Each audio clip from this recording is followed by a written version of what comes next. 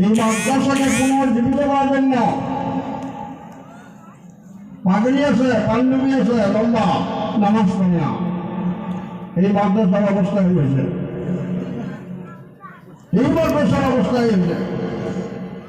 এই জন্য এই মাদ্রাসাকে জিন্দা করা, যে সমস্ত বুজুর্গ এই মাদ্রাসার খুঁটি কেটে দিচ্ছে, ওনাদের কি আশা ছিল যে আমরা মারা যাব, এই মাদ্রাসাগুলো চলবে সব আল্লাহ আজাদ থেকে আমরা বাঁচে থাকবো।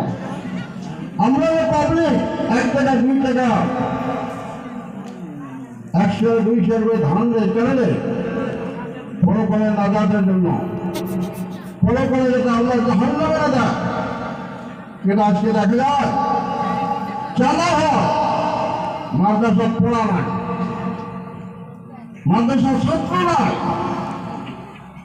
মানে আপনাদের কাছে অনুরোধ করলাম, আমরা সিনিয়র মানুষ হিসেবে, সিনিয়র আলেম হিসেবে, মুরব্বী হিসেবে এই জায়গা পার্শ্ববর্তী মাদ্রাসা রাহুল মেহরবানি আছে, পার্শ্ববর্তী মেহরবানি ফরকানি আছে,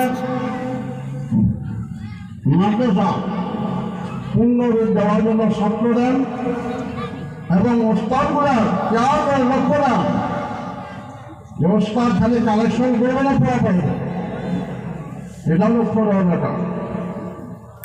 আমরা ছাত্র দেওয়ার জন্য রাজ দিয়েছি, ছাত্র যেন মাদ্রাসার পূর্ণ পর্যায়ে উন্নতি আমলগুলো হয়। কথাটা অনেকের ভালো লাগবে, অনেকগুলো বেড়া লাগবে। টিচার মিটার আসলে মানুষ ঠিক হয় না, টিচার মিটার আসলে মানুষ ঠিক হয় না। কেন মাদ্রাসা অবস্থায় লোকাল মাদ্রাসা কেন বানিয়েছে? ছেলে মাদ্রাসা কেন আছে? ছেলে নাই আসার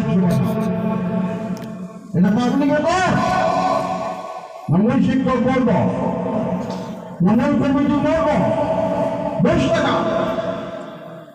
কেন আলোচনা না? প্রত্যেকটা মানুষের হয়েছে মাদ্রাসা কে চলে যাবে?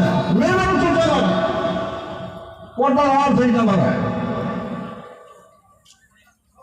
এই জন্য অনুরোধ, এই মাদ্রাসা যাতে পূর্ণ রূপ পায়, মাদ্রাসা যাতে ছাত্র ভর্তি হয়, লেখাপড়া সুন্দর হয়, কমিটি লেভেলে, প্রস্তাব লেভেলে, অন্তত এই গানের প্রত্যেকটা মুরব্বী জোয়ান সকলের কাছে একদম সবিনয় অনুরোধ।